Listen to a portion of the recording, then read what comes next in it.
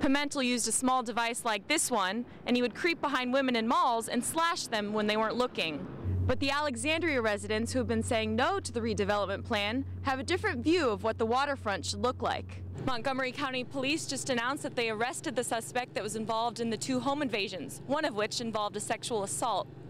He thought he was going to get away, but they got him anyway. I mean, like when it first happened, I was really scared to come here. A sigh of relief for Jessica Blanton and her sister. I was actually in the Forever 21 the day before he was there.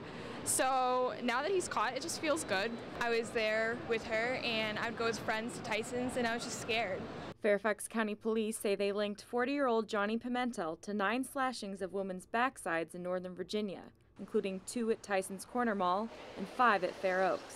Just yesterday, he was arrested at a shopping mall in Lima, Peru, before he could strike again. It was about this long, and I mean, it was like a gush. It was pretty deep. The slasher left a 3-inch gash on the buttocks of this 20-year-old pregnant woman leaving Fair Oaks. There was blood all over my hand. It was like ridiculous. So I started freaking out. Pimentel used a small device like this one, and he would creep behind women in malls and slash them when they weren't looking. Luckily, he was caught before he was able to do anything else. Criminal profilers say the butt slasher may have some type of disorder and finds sexual gratification from cutting someone in a sexually significant area. Fairfax County Police formed a task force and worked with international police after learning Pimentel may have returned to his home country of Peru back in September. People who would think about committing a crime like this know that they're not going to get away with it. At Fair Oaks Mall, Ellen Scott, 9 News Now.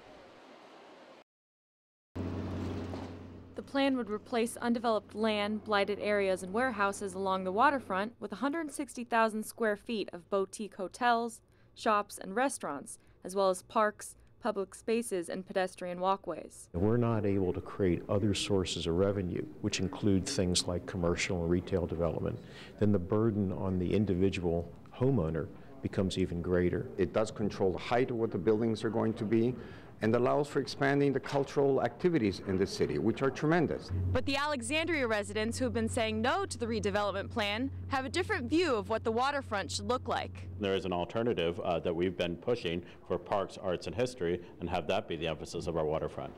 The waterfront has an economic potential, economic value to the town, but we think the city has gone the very short-term route. It's ceded control of all the development planning to developers. Critics tried unsuccessfully to force the council to decide the issue by a supermajority vote and alleged that the mayor and some council members had conflicts of interest. Those charges were denied. We all care about our waterfront.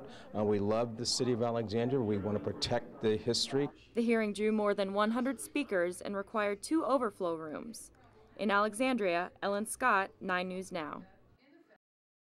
Montgomery County Police just announced that they arrested the suspect that was involved in the 2 home invasions, one of which involved a sexual assault. We're very excited about that. This was the photo that led police to the suspect, 33-year-old Kevin Darnell Ray. According to public records, he is listed as a sex offender who once lived at this home. No comment. No comment? He hasn't lived here in almost a year. On January 10th in Wheaton, police say Ray held a gun to a child's head while he robbed the mother in the garage of her home. He allegedly stole the woman's car, cash, and her ATM card.